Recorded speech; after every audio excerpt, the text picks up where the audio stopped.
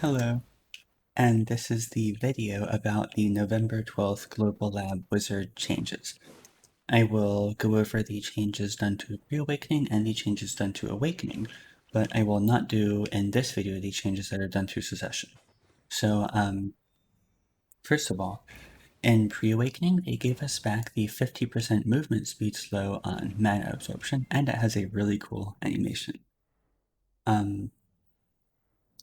They changed the soft cooldown of Dagger Staff from 18 seconds to 10 seconds, and they changed the cooldown of Magic Lighthouse, so Red Orb, not the healing one, luckily, from 20 seconds to 15 seconds. However, the Red Orb still persists for 20 seconds when you use the skill. Oh yeah, and did I forget to mention that I will basically go over what the changes are purely objectively, and then I will talk about my personal thoughts on them. So now for the Awakening ones. They are, to say the least, incredibly nice compared to before. So, the largest by far change, I would say, is that now pet damage actually there isn't there's no longer a distinction between pet damage and normal damage. You get the full AP applied. It's not the weird flat pet damage plus what you have on sheet. So, needless to say, that is very large and gigantic and all sorts of things for pet. Now, I do believe that they will eventually be changing the fact that the PvP damage reduction is still very low on the summon component of these skills, just because, well, I could see that becoming very, very overpowered. Looking at this one, for example, the PvP damage reduction on Cataclysm is 43.1%, whereas on the flow component, it's only 12.7%. Or on, it's like 22.8% damage reduced, and it's 1090 times 12 critical hit rate plus 50%. Yeah, that's gonna hurt quite a bit, isn't it? Now, on the topic of pets, wait, do I? No, I will save this for later. So, the changes that they made to the skills that we were given, the damage of this one was changed from 1,100 and, let me, I made it, no, yeah, 1,137 times 10 to 1,500 times 10, so that's like a just over a 30% increase in damage. And on top of that, they made you move forward or wherever you want to move a whole lot more quickly after activating it, the W plus R and B skill. So instead of it being a very slow activating, very slow moving, hello, look, I'm using a skill kind of skill, it actually activates fairly quickly. And on top of that, they let you chain elementalization, the S spacebar skill, quite seamlessly with the new W, R, and B skill. I'm saying them by the key commands just because maybe I'm wrong, but I think that it would be known a little bit better by those. So anyways, watch this. That's buffering the input. And they also changed the S plus spacebar elementalization skill to activate much more quickly. It still has the issue with aiming, where as soon as you register the key input, turning the camera will not redirect it, even if you turn the camera before you start moving. However, it does activate a lot more quickly. Now, you still do have around a just under 1 second vulnerability between landing from the skill and being able to chain another skill. However, that is less of an issue with the faster activation. And also, you have less than I will just say 0.8 second vulnerability. You have less vulnerability time if you chain either a teleport or a dodge after it. So that is something to keep in mind. Now, for chaining elementalization after skills that you use, you cannot cancel mid Aqua Gel using it. However, there's no gap in protection if you chain elementalization, if you like buffer the input. It is super armor from the time you finish Aqua Geling to the time you start elementalizationing. And you can also chain it immediately. I guess not when it's cooldown, but you can chain it immediately after skills like Cataclysm also. So yes, this skill just became quite a bit more useful. Now, what was I going to say? Oh yes, yes. So the SQ skill, it got an indirect massive damage buff because of the summon damage changes, and this does count as summon damage. And they also added a down smash on it, and they gave it a much cooler effect that they kind of stole from Sage's, I forget what it's called, Void Gateways or something. But I like that effect, so I like this one also. Well, I like this one a lot more because it's wizard-like. And I think they all... Wait, let me read one second. I don't know if they did that this time. I could be thinking about it wrongly. However, I think they changed the area that this skill hits. I want to say that it was more in front of you. Like, I could be very, very wrong about this. I think it was more in front of you before, and now it hits more kind of in a 360 degree. But I will put a note correcting it if I am wrong about that, because I will review the past footage to see how it worked. But yes, that's like that. Now, they also, in the patch notes, say that after you use Chilling Wave, there's a more seamless transition into other skills, which is quite nice. Now, I do not know how much more seamless it is. I want to say it's noticeable, however, if placebo can cure life-threatening illnesses, I'm sure it can also convince me that my Aqua Gel is coming out more quickly. So, I'm not completely sure. Let me look at... I'm trying to base it off of the the downtime after my front guard goes away before another skill comes out. But I will just go on. I kind of want to go on live server and do a side by side, but I'm too lazy at the moment. Now, the what was I gonna say?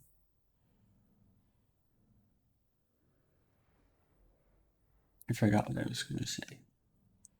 Oh yeah. So the other major change that they made to pets was now when you have your Marg summoned, you will get special effects on two skills, the ones that Marg aids you in casting, and when you have your Margaret summoned, you will get special effects on two different skills, the ones that Margaret aids you in casting. So the Marg one is currently bugged. Like, watch this. Marg does not cast as flow at all when I use Cataclysm, much less do the special effect, which I will talk about momentarily. However, when Margaret is summoned, Marg does cast the flow, so I will have to wait until they fix that. However, it says that it says Catastrophe, I'm assuming that's Cataclysm, that 2 more hits are added. Let me see exactly what it says. It says 2 hits are added to Marg attack. So I'm assuming that means that the summon component of the skill, the hit damage 1045 times 4, will now be 1045 times 6. But again, when Marg is out, he disappears and the normal flow is not even cast, so I cannot comment on that. And the other one, it says Fireball of Doom, which would lead me to believe it's Bolide, and Marg does um, kind of do his disappearing thing when I cast it. Actually, do you know that when Awakening Wizard very, very, very, very, very first came out, your Bolide, your SF skill was actually your Marg would do like a spinny thing and you would drop your Marg on the target. But anyways, um, however, for that one, it says 4 hits are added to the Marg attack, and 50 burn damage is added every 3 seconds for 9 seconds upon successful hit. And because there is no Marg component of this attack, I am assuming that it means Hellfire. So this will now be 1040 times 9 instead of 1040 times 5. Now, for the Margaret changes, these are quite cool.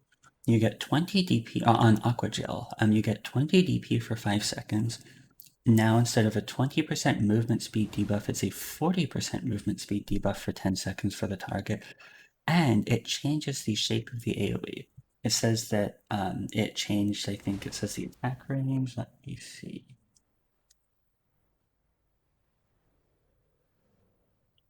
Oh, yeah. It says the attack range has changed. So what they did is they made it more of a 360-degree AoE. It actually does not hit as far in front of you, so the range is decreased there, but it's now a 360, similar to Cataclysm.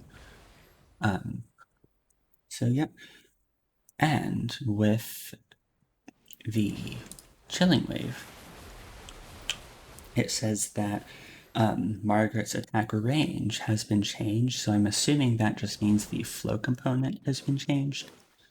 And it says that 4 additional hits are added. So, yeah, it is quite a gigantic change. Now, remember that these are only these only take effect when the respective pet is summoned. At least for how it's worded, it says you can acquire the effects of Marg's Wrath or Margaret's Touch when Marg or Margaret are summoned. And then it says when Marg's Wrath or Margaret's Touch effect are being acquired, the following skills are strengthened. So, yep, I think that indicates that it's only when the respective pet is summoned. So, yeah, these changes are quite nice. Now, my kind of personal thoughts on them. So, while these changes were like absolutely huge. I think that an equally significant change is the fact that grabs have been universally nerfed. Now, kind of my grievance with the changes in the first place was that they gave us more of what we already had, and they didn't address the actual shortcomings of the class. Now, with the things that they did, they did help us quite a bit. Okay, so our class will still ultimately have the same weaknesses, I think. However, those have been addressed somewhat. We are a lot more of a damage. Oh, I'm so dumb. I forgot to include. How did I forget to include this? Look, look, look, look, look. Now, when you choose the core bullseye skill, it does knockdown on last hit, and the 100% does knockdown on good last hit, as opposed to bound. Okay, I'm glad I did not forget that because I do not know how to edit videos and I would have had to make this thing again or add a note. I guess I could probably add a note for this because it's easy. But yes. So while our class still, and here's why I consider the grab thing so significant. While our class still has the same strengths and the same weaknesses as before, and the changes that they gave us did help, however, they aren't going to be completely game-changing. We're still incredibly immobile compared to other classes, especially now, for example. Um, However, I think that even in areas where Wizard is very weak, like 1v1, we are not in a bad spot at all against classes, for example, without grab. So I think that the indirect buff that we received with them nerfing grab classes, or nerfing grabs the way that they did, is going to be in a lot of ways even more significant than the massive changes that we got to our skills. So, yep. Now, I mean, there's not really that much I have to say, I think. I think that the changes that we got, if they did not make the grab changes, I would not be as happy as I am about the changes. I would have wanted more consistent movement. I would have wanted more changes to elementalization, um, such as shorter cooldown, along with the faster wind up, or possibly iframe on wind up super armor on landing, if they did not increase the animation, or possibly even keep it as it is, but with a slightly faster animation, and it's usable at an extreme stamina cost, like 25% stamina per use, but it's usable while it's on cooldown, something like that. However, I think that that is largely a lot less necessary with these changes that they are making to grabs, because doubling the cooldown of some of the most problem grabs is just huge. Because while grabs, I think, are still going to be quite strong, the fact is that now it's not as simple as, even if you predict their grabs perfectly, you can. They added mouse move back on Global Lab. Okay, when I was doing that, it was like, wait, I'm dumb. I forgot you can't mouse move on Global Lab. But okay, I love everything they did this patch, um, except for the Mark glitch. But whatever. But anyways, what was I saying? Something about something. Oh yeah, yeah. So before it's like so teleport used to be remarkably strong, absolutely huge movement distance, and usually you could apply enough range CC threat, and you were an extreme threat close range, that people couldn't just blindly engage you after you teleported like they can now, and their engages weren't nearly as fast. So now what seems to happen a lot of times is, even if you can predict their grabs very, very well, you're using your only decent mobility skill against them. So, and it's not like you're that much of a threat close range, all things considered. You have to play defensively after your teleport, which just ends up getting you killed against a grab class. So basically, it's like you predict their grab properly, you disengage, they re-engage on you practically as fast as your teleport goes off, and then, well, that happens. However, now, I feel like if they double the cooldown on a problem grab, that is even more significant than it may sound like. And it does sound very significant if you just take it at face value, because now the cooldown of the grab is significantly longer than the thing that you use to effectively counter the grab. So that seems to be a lot more of a reward than it was before for properly predicting and avoiding a grab. And on top of that, I feel like it will also force the grab classes to use their grabs a lot more sparingly. Similar to how when you built grab resist, it wasn't just the utility of resisting grabs, but also the kind of mind games that you would play with kind of loosening the training wheels on a class that relies solely and exclusively on their grab to get kills when they know that it may very well fail. It's like now they are more likely to have to not rely completely on it, but maybe use it the way that I think that grabs should be used, kind of as a maybe I'm just trying to rationalize it. I know that they're still going to be very strong. However, I do not think it can be understated how significant it is that it's not going to be as simple as they grab you. By the time their combo's over, if you survive, their grab's practically ready again. Or they try to grab you, predict it properly, you disengage. They re engage, and at the same time your teleport is up, they can grab again. And it's kind of this game where it's not like your teleport necessarily threatens them with anything.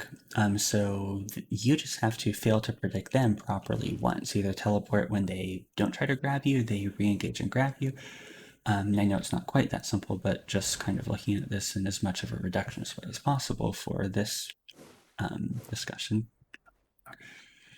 Or let's say if they attempt to grab and you don't predict it, or you're locked in a skill, then, well, you end up dying. It's not like your teleport is something that carries the same threat as their grab. So it's something where even though you can say, oh yeah, an iframe movement skill is kind of the counter to a grab, it's not nearly that simple. So having a grab that has even remotely the same cooldown as your way of responding defensively to a grab still heavily favors the grab class. In fact, I would be in favor of grabs either filling up the CC counter or having an even longer cooldown. And of course, some classes may have to get some catches in return for losing the grab, but anyways, enough rambling about that. But I just think that that is truly significant because it's no longer the what feels like a universal win button against Wizard, or I should say Awakening Wizard, so Session has a much easier time dealing with it. I think that this change will be just astronomical. Now, to show how much damage is done by the new, actually damaging pet or summon skills. Look at how gigantic the damage is. It's almost as gigantic as my fat wizard on live server. Oh yeah, let me show you the Margaret change. Like actually killing something with it. Doesn't it look so cool? Now I will actually have to get into the habit of using lava because it does like real damage now. So yeah, I don't think there's anything I really want to say. I wonder how far the pendulum is going to swing in the other direction, though. It seems like the longer a mechanic is overtuned for, but maybe they're going to be better now with this. But it's like the longer a mechanic is overtuned for, or a class is overtuned for, the worse it gets hit with a nerf. So maybe they're going to be like, oh yeah, if you fail your grab, you get a dislocated shoulder debuff, and you can no longer grab for 25 minutes, or something like that.